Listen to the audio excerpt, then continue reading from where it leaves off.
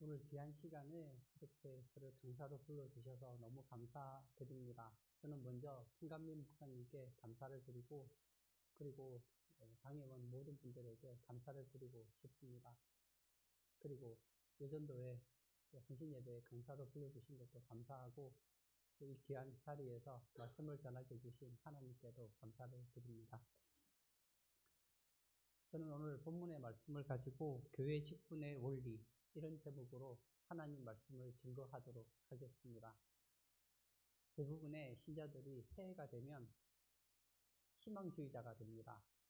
야, 올 한 해는 정말 성경 읽기 해야 되겠다. 기도도 많이 해야 되겠다. 교회 봉사도 열심히 해야 되겠다. 그리고 직장이나 가정에서 소금과 빛의 사명을 감당해야 되겠다. 그런 마음을 가지고 시작을 합니다. 그런데 12월 말이 되면 많은 분들이 회의주의자가 됩니다. 1년을 돌아보니 빛과 소금의 사명을 그다지 감당하지 못한 것 같아요.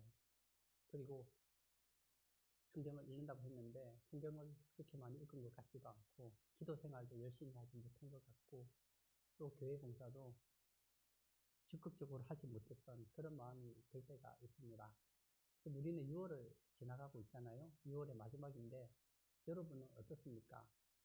1월에 그 기대감을 가지고 살아가고 계시는 희망주의자이십니까? 아니면 연초에는 희망주의자였는데 지금은 조금씩 허무주의자가 되어가고 있습니까?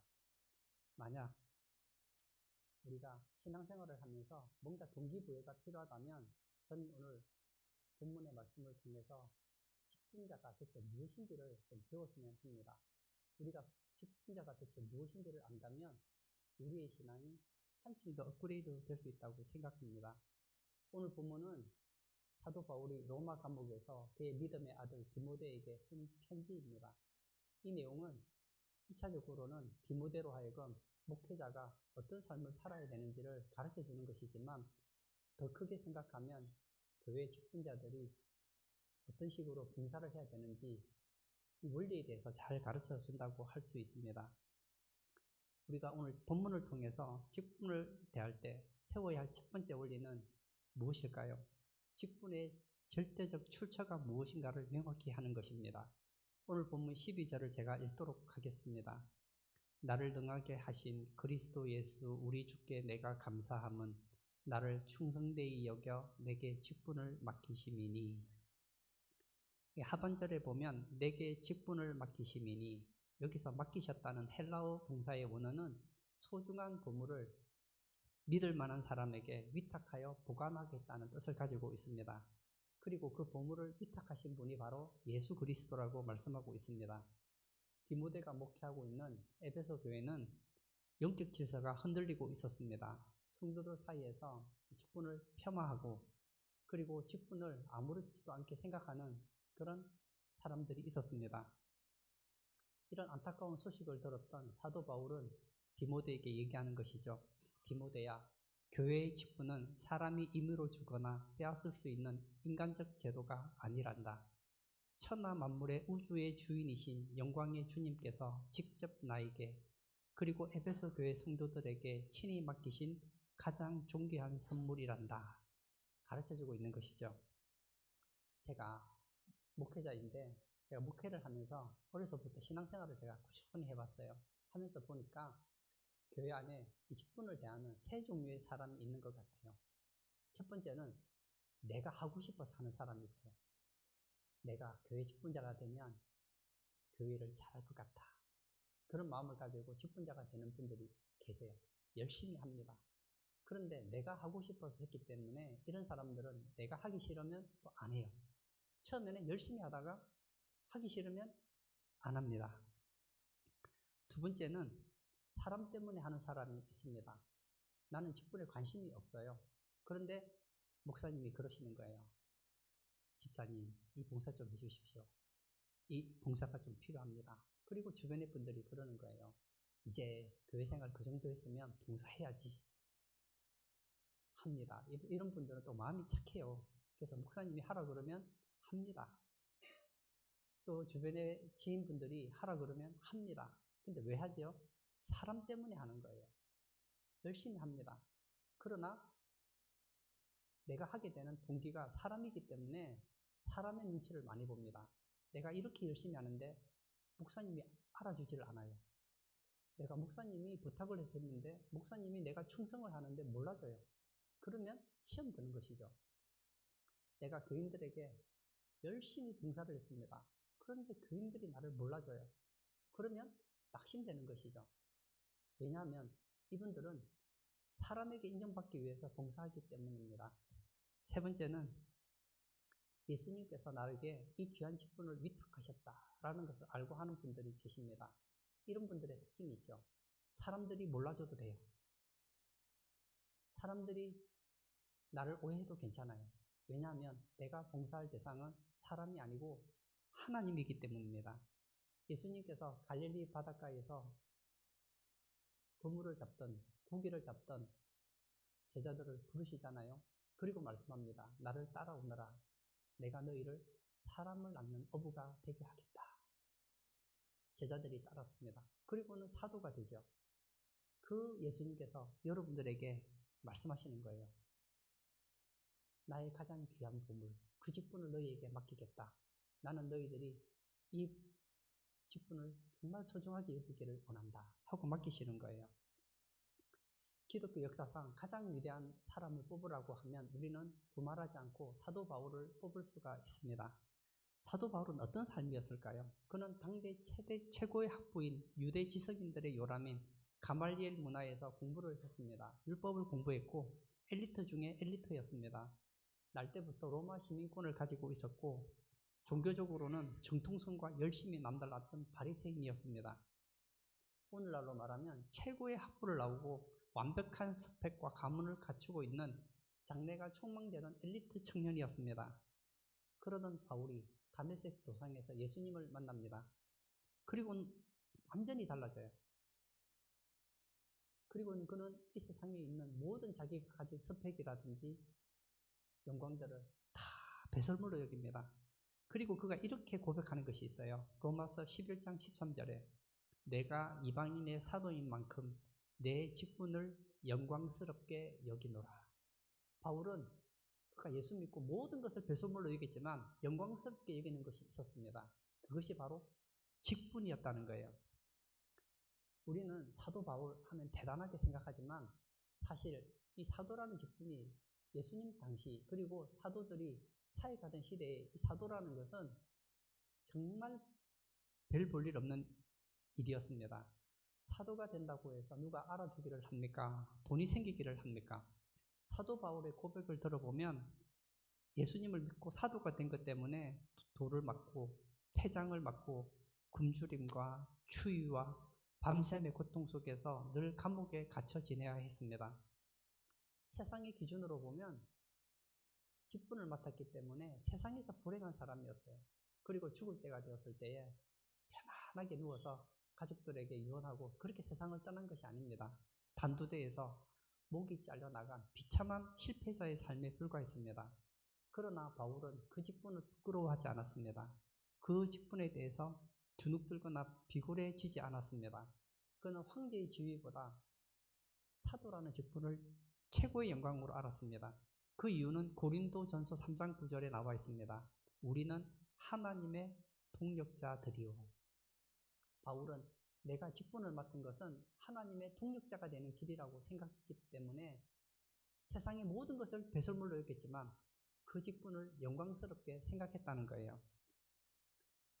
예수님께서 우리에게 직분을 맡기셨지만 맡기고 끝낸 것이 아닙니다. 마지막 날에 결산을 한다는 거예요. 마태복음 25장 14절에서 30절에 보면 달란트 비유가 나옵니다. 어떤 사람에게는 5달란트, 어떤 사람에게는 2달란트, 어떤 사람에게는 1달란트를 줍니다. 그 달란트를 맡겨두고 주인은 먼 나라로 갑니다. 시간이 지났어요. 그러나 끝난 것은 아니에요. 언젠가는 결산하게 된다는 거예요.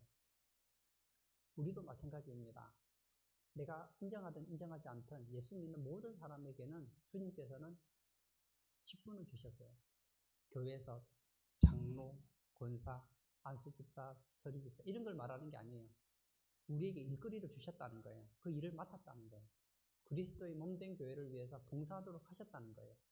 얼마나 했는지 결산할 때가 있다는 거예요. 마지막 우리가 예수님이 다시 오시고 백보자 심판대에서 우리는 주님 앞에 결산하게 될 거예요.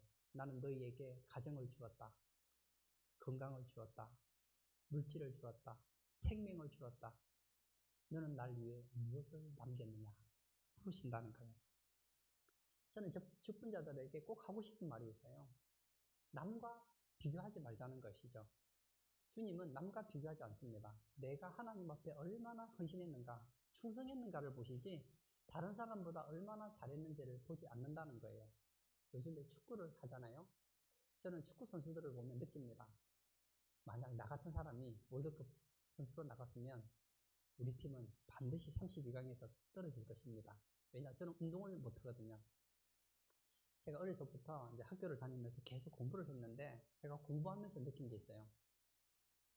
공부에 달란트를 가진 사람을 달란트가 없는 사람은 못 이기겠더라고요.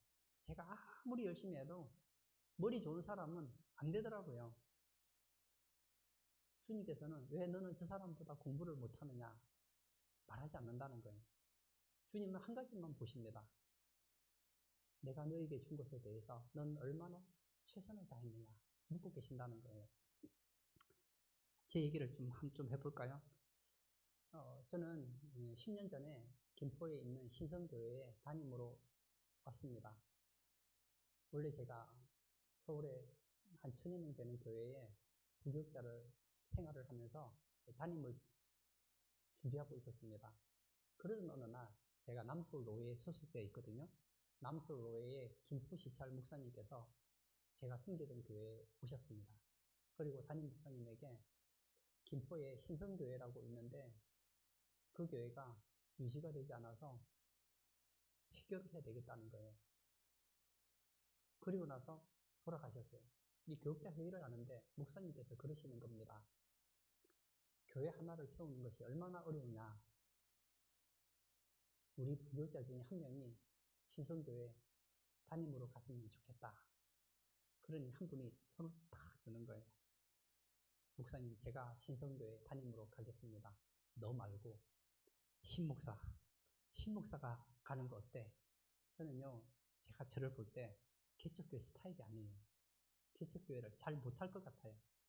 그래서 제가 그랬어요. 목사님 감사하지만 저는 개척교회 스타일이 아닙니다. 저는 기성교회에서 목회하는 건 좀 자신 있지만 개척교회에서는 제가 잘할 자신이 없습니다.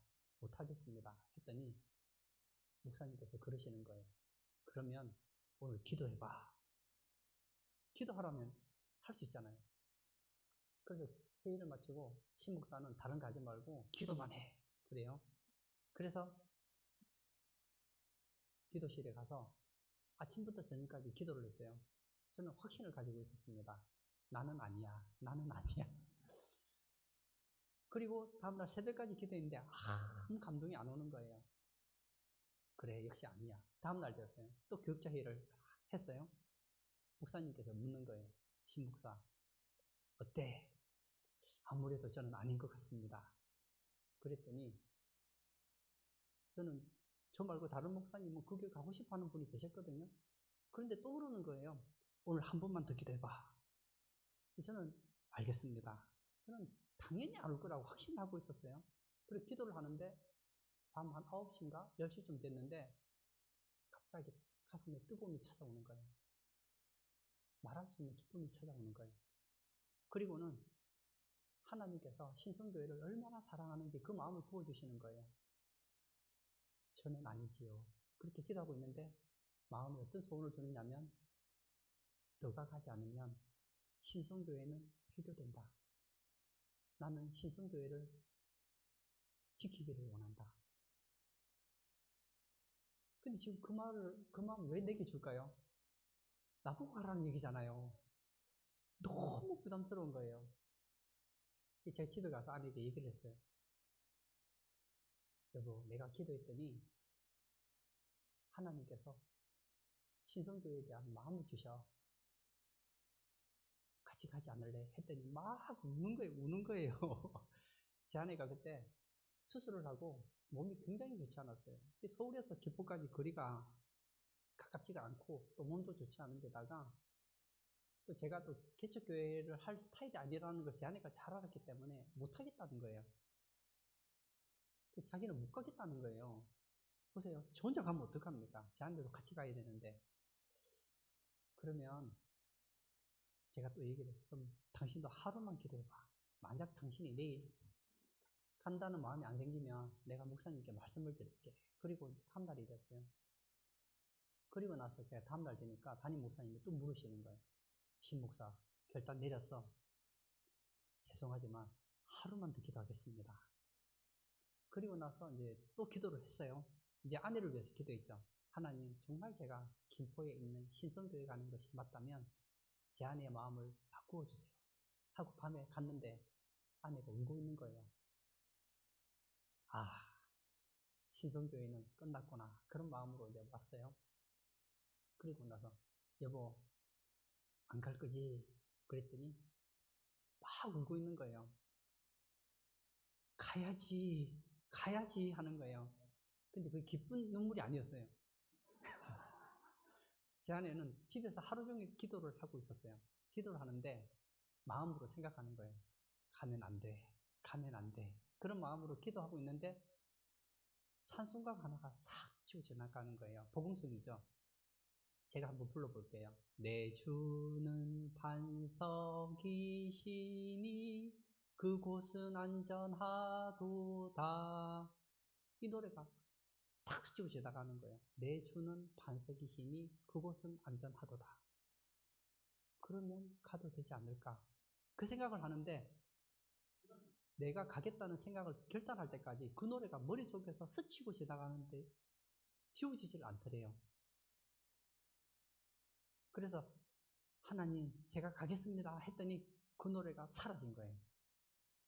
감격의 눈물인지 무슨 눈물인지 모르겠지만 그래서 제가 김포로 가게 되었습니다. 와서 얼마나 행복한지 몰라요. 저는 생각했습니다. 하나님이 보내셨으니 신성교회는 잘 될 거야. 그래서 1년에 2번씩 제가 강사가 되어서 우리 교회에서 부흥회도 하고 아침에는 성경 공부, 낮에는 전도, 저녁 7시부터 10시까지 3시간 동안 매일 저녁 기도를 몇 년을 했어요. 매일 갔어요. 이러면 뭔가 역사 일어날 줄 알았어요. 아무 일도 안 일어나는 거예요. 그렇게 시간이 한참 지났어요. 몇 년이 지났어요. 제가 낙심이 되는 거예요. 괜히 내가 이 교회 왔다. 나보다 똑똑한 분이 이 교회 왔다라면 신성교회가 살았을 텐데 나같이 무능한 사람이 이 교회 와서 교인도 늘지 않고 교회가 이 모양 이 꼴이구나. 그 생각하니까 자꾸 자책이 되는 거예요. 그날도 다른 날과 다르지 않았어요. 아내와 같이 저녁에 7시부터 10시까지 기도를 하고 있었어요. 하나님, 너무 죄송합니다. 저는 자격도 없는데 제가 신성교회 와서 교회를 부흥을 시키지 못하고 있습니다. 너무 죄송합니다. 막 회개가 저절로 나오는 거예요. 사과 기도를 하고 있었어요. 하고 있는데 기도하는 중에 제게 한 감동이 오는 거예요. 내가 너를 기뻐한다. 그리고 또 한 가지 마음을 또 주시는 거예요. 내가 신성교회를 기뻐한다. 그 두 가지 마음을 주시는 거예요. 생각해 보니까 내가 신성교회에 있는 걸 하나님이 기뻐하시고 하나님이 신성교회를 기뻐하면 된 거잖아요. 교회의 주인이 하나님이시고 예수님이신데 그분이 내가 좋고 교회가 좋다고 하면 끝난 거 아닙니까? 그때부터 제가 자유를 얻었어요. 저는 여러분들에게도 똑같은 얘기를 하고 싶어요. 남들이 볼 때 어쩌면 저 같은 분이 계실지 몰라요. 나는 아니야. 나는 아니야.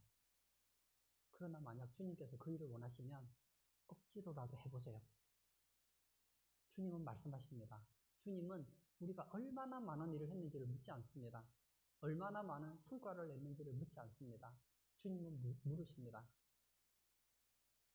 너는 충성한 하였느냐? 너는 내가 너에게 맡기는 일을 기쁨으로 감당했느냐? 묻고 계신다는 거예요.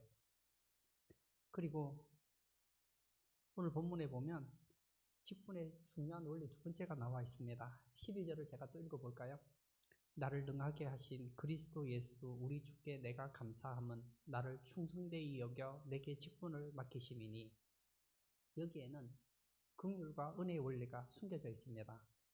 바울은 자기가 직분을 맡은 것을 감사하고 있는데 그 이유는 나를 충성되이 여겨 직분을 맡겨주셨기 때문이라고 얘기하고 있습니다. 여러분, 이 말을 오해하시면 안 됩니다. 이 말은 바울이 충성되었기 때문에 충성되이 여긴다는 말이 아닙니다. 바울이 너무 충성스러워서 직분을 주신 것이 아니라는 거예요. 오늘 본문에 나오는 충성되이 여긴다는 얘기는 바울이 충성되다는 것이 아니라 충성되지 않지만 충성되게 여겨준다는 거예요. 다시 말하면 이 고백은 바울이 하나님 앞에서 너무 깨끗하고 충성된 직분이었기 때문에 하나님께서 계산하는 거예요. 마치 심사위원처럼 모든 것을 계산을 했더니 그래, 맞아.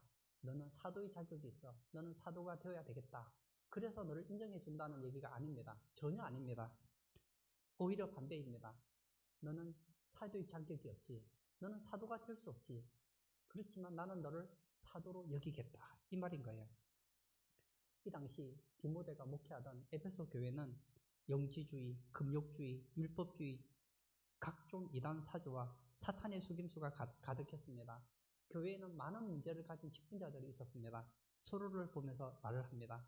저 사람은 과거에 저런 실수를 했고 자격이 없는데 어떻게 저런 사람이 직분자가 될 수 있어? 그런 말을 하고 있었단 말이에요. 여기에 대해서 바울은 자신의 과거를 드러내고 있습니다. 13절을 볼까요? 내가 전에는 비방자요, 박해자요, 폭행자였으나 도리어 긍휼을 입은 것은 내가 믿지 아니할 때에 알지 못하고 행하였음이라. 바울은 어떤 사람이라고 고백하고 있습니까? 나는 비방자요, 박해자요, 폭행자였다. 성경을 통해서 볼 때 정말 바울은 사도되면 안 되는 사람이에요. 원래 바울은 예수 믿는 사람을 싫어했고 예수를 믿지도 않았습니다. 뿐만 아니라 예수 믿는 사람을 잡는 데 앞장섰던 사람 아닙니까?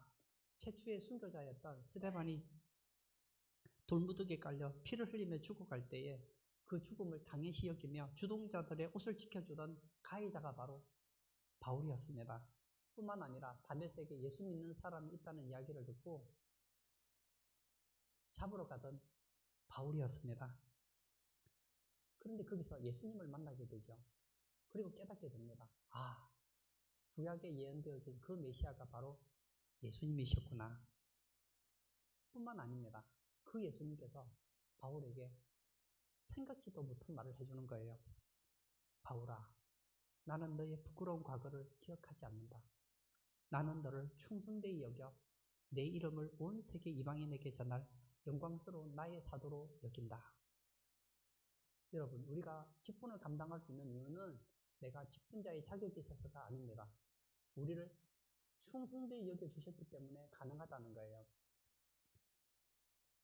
바울이 이런 표현을 하잖아요. 자신을 평가할 때 나는 율법으로는 흠이 없는 자다. 율법으로 흠이 없는 바울이 자신을 평가할 때 죄인의 개수라고 합니다.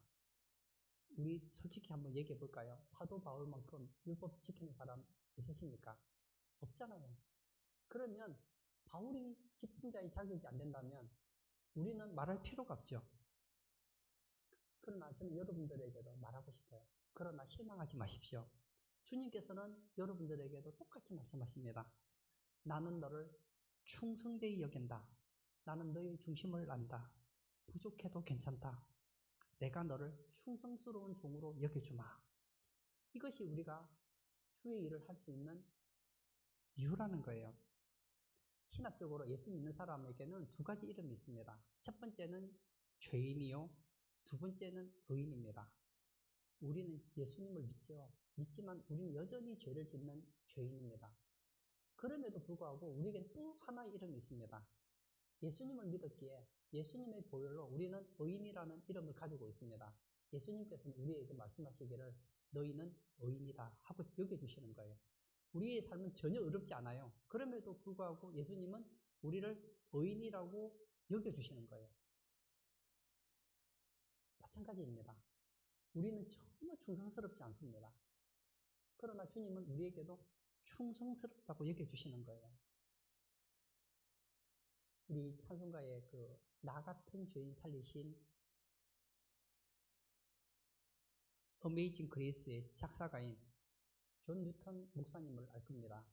이분은 원래 아프리카 흑인들을 노예로 팔던 노예선 선장이었습니다. 그러던 그는 얼마나 예수 믿는 사람들을 비방하고 그리고 입에는 막 폭언을 하고 나쁜 짓이란 나쁜 짓을 다 했는지 몰라요. 그런 어느 날 대서양에 항해에서 큰 풍랑이 일어날 때 거기서 예수님을 만나게 됩니다. 그때 예수님께서 뉴턴에게 이렇게 말을 하십니다. 이 악하고 게으른 종아, 너 같은 건 정말 천하의 악당이다. 그렇게 말하지 않았습니다. 너는 이제부터 나의 신실한 종이다. 신실하지 않아요. 그러나 그 말을 듣고 존 뉴턴은 그 말을 받아들입니다. 그리고 영국 성공회의 사제가 되어서 윌리엄 윌버포스와 함께 영국에서 노예를 폐지하는 운동을 해서 결국은 노예 폐지를 성공하고 맙니다. 잘 보세요. 이상하지 않습니까? 존 뉴턴 목사님은 뭐 하던 사람이었습니까? 원래 그는 노예를 파는 사람이었어요. 그러나 예수님의 부름을 받고 그는 오히려 더 이상 사람들이 노예를 팔지 못하도록 만드는 신실한 주의 종이 되었다는 거예요. 오늘 예배 참석하신 사랑하는 성도님, 저는 우리 성도님들을 보면서 그런 생각이 들어요. 옷도 깔끔하게 입으시고 신앙이 참 좋아 보이십니다. 그러나 만약 그런 엑스레이는 없지만 여러분의 살아왔던 삶을, 여러분의 생각과 여러분의 마음과 여러분이 살아왔던 과거를 여기 스크린으로 만약 방송을 한다면 이 중에 나는 당당한 직분자입니다 말할 수 있는 직분자 있을까요? 없다는 거예요. 만약에 오늘 제가 강사로 왔는데요, 여기에 제 과거를 스크린에 하면요, 저 설교 못합니다. 저는 그런 자격이 없어요. 할 수 있는 이유는 한 가지입니다. 내가 잘나서가 아니에요. 하나님께서 나를 충성되이 여겨주셨기 때문이에요. 이것이 은혜입니다. 그리고 마지막 세 번째 원리가 있습니다. 그것은 직분을 마지막까지 완주하게 만드는 능력의 출처입니다. 12절을 제가 다시 한번 읽어볼까요? 나를 능하게 하신 그리스도 예수 우리 주께 내가 감사함은 나를 충성되이 여겨 내게 직분을 맡기심이니. 여기 보면 나를 능하게 하신 예수 그리스도라고 말씀하고 있습니다. 여기서 능하게 하신에 해당하는 헬라 동사 엔디나모라는 단어는 나의 약함 속에 주님의 신적인 능력을 안으로 끊임없이 불어넣는다. 혹은 하늘의 다이너마이트 같은 역동적인 파워로 나를 둘러서 무장시킨다. 이런 뜻을 가지고 있습니다. 그리고 이 단어는 한 번 주고 끝나는 것이 아닙니다. 문법 구조로서 현재 분사형으로 결합되어서 우리가 매 순간 무릎 꿇고 하늘의 능력을 사모하면 그 순간마다 하늘의 파이프를 통해서 능력을 주신다는 거예요. 저도 교회 사역을 많이 해봤는데 교회 사역을 하는 사람들을 보면 두 종류가 있습니다. 하나는 자기의 능력으로 하는 사람이 있어요. 열심히 합니다. 그러나 지치면 끝이에요. 탈진이 됩니다. 또 한 종류의 사람이 있습니다. 자기가 부족한 걸 알기 때문에 끊임없이 하늘의 능력을 사모합니다. 사도 바울은 어떤 사람이었을까요? 그는 가말리엘 문화생이었습니다. 요즘으로 말하면 최고의 학부를 나온 엘리트였습니다. 그는 사도 중에서도 절대 부족하지 않은 사람이었어요. 그는 바리새인이었고 로마 시민권도 가지고 있었고 잘난 게 많은 사람이었어요. 그는 많은 업적을 이루었습니다. 아마 사도 바울만큼 많은 일을 한 사람을 찾기 어려울 겁니다. 그런 바울이 이런 고백을 합니다. 빌립보서 4장 13절에 내게 능력 주시는 자 안에서 내가 모든 것을 할 수 있느니라. 그가 사도의 직분을 감당할 수 있었던 이유는 자기의 똑똑한 머리, 지혜로움, 아니면 인맥, 경제력 이런 얘기를 하지 않았습니다. 나는 내 능력으로 모든 것을 할 수 있다 말하지 않았습니다. 내게 능력 주시는 자 안에서 모든 것을 할 수 있다고 말을 했습니다. 우리 신앙의 선배들을 보십시오. 하나님의 능력으로 그 일들을 감당했던 거 보지 않습니까? 모세를 이어서 여호수아가 이스라엘의 지도자가 됩니다. 가나안 땅에 들어가려고 하니 너무 무섭습니다. 너무 강합니다. 그는 두렵습니다. 그러나 하늘의 능력을 붙잡고 갔더니 요단강이 갈라지고 여리고가 무너지고 승리하지 않습니까? 겁이 많았던 미디안, 겁이 많았던 기드온 같은 경우에는 미디안을 보면서 너무나 두려워서 포도주 틀 뒤에 숨어서 미디삭을 타작하던 그런 급장이었습니다. 그러나 하늘의 능력이 임하자 어떻게 됩니까? 무릎 꿇고 물을 마시던 용사 300명을 거느리고 13만 5천 명을 박살을 냅니다. 예수님을 3번이나 부인했던 베드로는 어떻습니까? 마가다락방에서 하늘의 능력을 힘입었을 때에 놀라운 일을 했다는 거예요. 그러니까 제가 이런 얘기를 하면 그러면 나는 큰 능력을 입어야 되는가 보다 생각하는데 사실 우리는요 이미 능력을 입고 있다는 거예요. 제 간증을 하나 하고 제가 마치려고 하는데요. 지금부터 5년 전이었던 것 같습니다. 5년 전이 무슨 인지 여러분 잘 아실 거예요. 그때 코로나가 극성이었을 때예요. 어디 가면 마스크 쓰고 막 온도 체크하고 그럴 때였거든요. 제가 하루는 제 그 청감민 목사님은 저를 아니까 알 거예요. 제 삶이 비슷해요. 몸 관리를 제가 굉장히 잘하는 편이거든요. 그런 어느 날 기침이 나오는 겁니다. 아, 감기나 독감이 걸렸는가 보다. 그럴 때는 생강이 최고지. 그래서 생강차를 마셨어요. 좀 괜찮은 것 같아요. 그러던 어느 날 누워서 자려고 하는데 기침이 멈추지를 않는 거예요. 화장실에 가서 기침을 했는데 피가 나오는 거예요. 기침하다가 피 흘린 적은 처음인데 왜 이러지? 만약 또 한 번 더 피 나오면 그때 병원에 가봐야 되겠다 생각하고 생강차를 더 열심히 먹었어요. 또 괜찮은 것 같아요. 근데 또 밤이 됐는데 괜찮았는데 밤에 잠을 자려고 하는데 기침이 멈추지를 않는 거예요. 밤새도록 눕지를 못했습니다. 왜냐하면 앉으면 괜찮은데 누우면 기침이 계속 나오니까요. 제가 앉아서 밤새기는 그때가 처음이었던 것 같아요. 그리고 이제 가까운 잘하는 내과가 있어서 내과를 갔어요. 제 상황을 얘기하고 여러 가지 얘기를 듣더니 제가 해결해 드리겠습니다. 그리고 약을 처방해줘요. 그리고 밤에 좀 잠을 못 자더라도 며칠만 참으세요. 이 약 먹고 버티면 점점 좋아질 겁니다. 확신을 주니까 예 알겠습니다. 그리고 제가 4일을 눕지를 못했어요. 약을 먹으니까 낮에는 괜찮은데 누우면 잠을 못 자겠는 거예요. 그때 제가 한 가지 배운 게 있었어요. 저는 누워 자는 거 이거 아무것도 아니라고 생각했는데요. 기침을 하니까 눕지 못하겠던데요. 하루, 이틀, 사흘, 나흘째가 되니까 잠이 너무 오는데 눕지를 못하잖아요. 근데 하나님께서 지혜를 주시는 거예요. 제가 한 30초 정도 누우면 그때부터 기침이 나오는 거예요. 제가 생각이 나는 거예요. 그래, 지혜가 있다. 29초까지 누울 수가 있거든요. 그래서 누웠어요. 그 아내 보고 얘기해서 25초 되면 좀 불러달라 그랬어요. 25초 정도 누워있다가 30초 되면 딱 일어나면 기침이 안 나는 거예요. 얼마나 행복하고 감사한지 몰라요.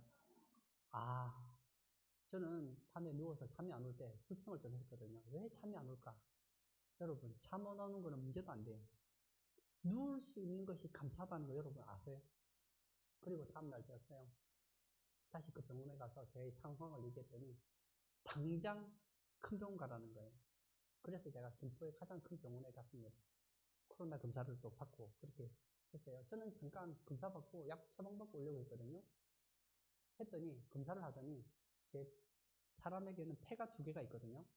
제 폐 한쪽이 3분의 2가 물로 차 있다는 거예요. 지금 당장 입원해야 된대요. 저는 갈 때 그냥 가볍게 그냥 검사 한번 받고 오려고 했는데 입원을 했어요. 제가 목사 되어서 수많은 환자들을 입원한 환자들을 제가 신방을 갔는데 제가 환자가 돼서 입원을 한 거예요. 보름가량 입원을 했어요. 했더니 폐에 물이 너무 많아서 당장 시술해야 된다고 옆구리를 뚫었어요. 제가 태어나고 처음으로 옆구리를 뚫었어요. 그리고 며칠이 지났어요. 지났더니 폐에 농이 있어서 농을 제거해 수술을 또 해야 된다는 거예요. 옆구리를 제가 2번을 뚫었어요. 토요일이 됐어요. 저는 당연히 교회 가야 되니까 의사 선생님께 말씀을 드렸죠. 퇴원했다가 월요일에 다시 오겠습니다. 이미 제가 옆구리에 폐를 지금 2개를 뚫고 봉을 달고 있는데 의사 선생님이 그러는 거예요. 죽고 싶어요. 지금 퇴원하면 큰일 납니다. 퇴원 안 됩니다 하는 거예요. 제가 어려서부터 제가 신앙생활을 했는데 저는 제가 원하기만 하면 언제든지 교회 갈 수 있는 줄 알았어요. 그런데 제가 목사인데, 제가 교회 담임 목사인데 교회를 못 가게 된 거예요. 주일이 됐어요. 11시, 시계를 보니까 11시에요. 지난주에는 내가 예배 인도를 하고 예배를 참석했는데 나는 내가 원하기만 하면 언제든지 예배할 수 있다고 생각했는데 하나님이 은혜를 안 주시면 예배할 수 없구나. 그리고 나서 한 2주 정도 되고 나서 퇴원을 하게 됐어요. 참 저는 이해가 안 되는 게 있어요. 병원에 갈 때는 건강하게 걸어갔거든요. 그냥 기침만 했을 뿐이에요. 의사 선생님이 그러는 거예요. 폐의 절반이 흉터가 있습니다. 알아봤더니 제 왼쪽에 폐의 절반이 경화가 된 거예요. 폐의 절반을 못 쓴다는 거예요. 그리고 그러는 거예요. 약을 처방해 주면서 아마 이 약을 먹어도 더 이상 좋아지진 않을 겁니다. 약을 주는 목적은 좋아지려고 먹는 것이 아니라 나빠지지 않기 위해서 먹는 거니까 지금처럼 평생 산다고 생각하세요. 그러는 거예요. 퇴원을 했어요. 정말 저는 아직도 이해가 안 되는 게 병원에 갈 때는 멀쩡하게 걸어갔는데 집에 가는데 걷지를 못하겠는 거예요. 한 10발자국 걸으면 숨이 헐떡헐떡거려지는 거예요. 집에 왔어요. 밤이 됐어요. 저는 매일 밤마다 교회에 기도하러 갔거든요. 제가 특별한 일이 없는 이상 매일 저녁마다 3시간씩 제가 기도를 하러 갔었거든요. 그날도 이제 난 병원도 퇴원했고 정상적인 몸이 됐으니까 기도할 수 있다고 생각하고 가려고 하는데 아내가 말리는 거예요. 이제 병원에서 의사도 이제 치료할 게 없다고 하는데 이제 병원에 이제 기도하러 가야지 하고 교회를 밤에 이제 7시에 교회를 걸어가고 있었어요. 10발자국 걷는데 제가 노인도 아닌데 일주일 전과 달라진 건 2주일 전과 달라진 게 있다면 그냥 병원에 2주 있다가 나온 게 다였는데 한 20발 걸으면 숨이 헐떡헐떡거려지는 거예요. 또 한 20발 걸으면 헐떡헐떡거려지는 거예요. 저희 집에서 교회까지 10분 거리인데 한 15분 걸리는 거예요. 그리고 우리 교회가 2층에 있어요. 예전에는 계단 그냥 올라가면 되는데 한 2-3계단 오르니까 숨이 차서 올라가지를 못하는 거예요. 그리고 전에는 그냥 갔는데 이제 난간을 잡았는데도 너무 힘든 거예요. 2층을 올라가는데 2-3분 걸리는 거예요. 그리고 예배당에 들어갔어요. 전에는 제가 기도하면 소리를 지르거든요. 하나님! 소리를 못 지르겠는 거예요. 말을 하면 기침이 나오니까 안 되는 거예요. 그리고 일어서서 기도를 하려고 하는데 체력이 안 되는 거예요. 앉아있다가 기도를 하는데 눈물이 쭉 나는 거예요. 의사 선생님은 말하기를 이제 이 몸으로 평생을 산다고 하는데 목은 쉬어가지고 말이 안 나오고 그렇게 이제 6일이 지나고 주일이 됐어요. 드디어 주일이 됐어요. 일주일 지나면 좀 괜찮아지려나 하고 이제 주일에 올라가는데 똑같은 거예요. 예배 시간인데 제가 강단에 있어서 이제 찬양 인도를 하잖아요. 몇 장 찬송하겠습니다. 그리고 노래를 부르는데 저는 2주 전만 해도 예배 시간에 찬양을 불렀거든요. 노래를 못 부르겠는 거예요. 기침이 끊임없이 나오는 거예요. 그리고 설교를 하려고 이제 설교를 말씀을 전하려고 하는데 10분을 못 전하겠는 거예요. 체력이 너무 부족해서. 뒤에 앉아서 우리 같이 기도하겠습니다. 전에는 내가 앞에서 기도하겠습니다. 막 마이크를 잡고 소리를 질렀는데 이제는 소리 지를 힘이 없는 거예요. 뒤에 앉아서 기도를 하는데 눈물이 쭉 나는 거예요. 하나님, 의사 선생님은 더 이상 이 몸에서 좋아질 수 없답니다. 이 몸 가지고는 제가 목회를 못할 것 같습니다. 1시간을 서 있을 수 있는 체력이 없고 2층 계단을 난간을 힘을 의지해서 올라와야 되는데 올라오지도 못하고 목사가 기도회를 인도를 할 수가 없고 목사가 찬양을 할 수도 없고 목사가 설교를 제대로 할 수 없는 이런 목사가 무슨 목사입니까? 그렇지만 이런 부족한 저라도 하나님께서 원하신다면 시선교회를 계속 맡겠습니다. 그러나 제가 부족하다면 저는 언제든지 사용하겠습니다. 기도를 했어요. 그리고 2주 뒤에 오라고 해서 2주 뒤에 갔어요. 갔더니 의사 선생님이 이러는 거예요. 폐에 흉터가 생기면 안 나아야 되는데 좋아졌네요. 이러는 거예요. 이런 일은 생기지 않는데 좋은 일이 생겼네요. 이러는 거예요. 2주 뒤에 다시 오세요. 했어요. 갈 때마다 폐가 점점 좋아지는 거예요. 2달 만에 정상이 됐어요. 제가 이 얘기 왜 하는지 아세요?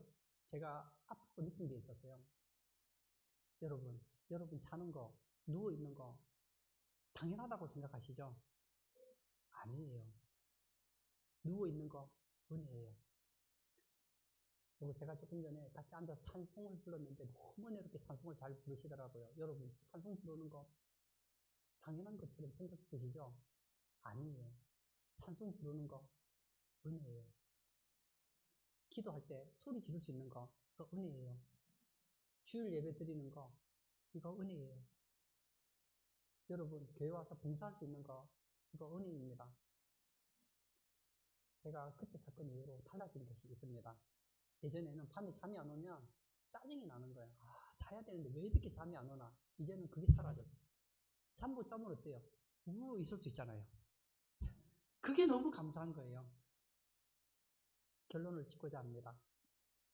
하나님께서는 우리 예수 믿는 모든 사람에게 직분자라고 말씀하십니다. 그 이유는 여러분들이 너무 충성되기 때문이 아닙니다. 여러분이 볼 때 아마 우리 청가민 목사님 부족한 게 있을 겁니다. 당연히 부족하죠. 그리고 여러분 스스로를 보면서 부족한 것이 있을 겁니다. 부족할 겁니다. 그러나 예수님은 그렇게 보지 않습니다. 예수님은 이렇게 말씀하십니다. 나는 너희를 충성되이 여긴다. 그리고 그 일을 감당할 수 있는 능력을 주신다는 거예요. 그 하나님의 능력으로 2026년 정말 주님이 기뻐하는 그런 헌신자 다 되시는 복된 성도님 되시길 축복합니다. 제가 한번 기도하겠습니다. 사랑의 하나님 감사를 드립니다. 우리같이 부족한 사람을 주님은 사랑하시고 은혜 내려주시고 충성되이 여겨주셨습니다. 이 땅에 사는 동안 주님이 기뻐하는 헌신자로 충성자로 살아가는 복된 성도 다 되기를 축복합니다.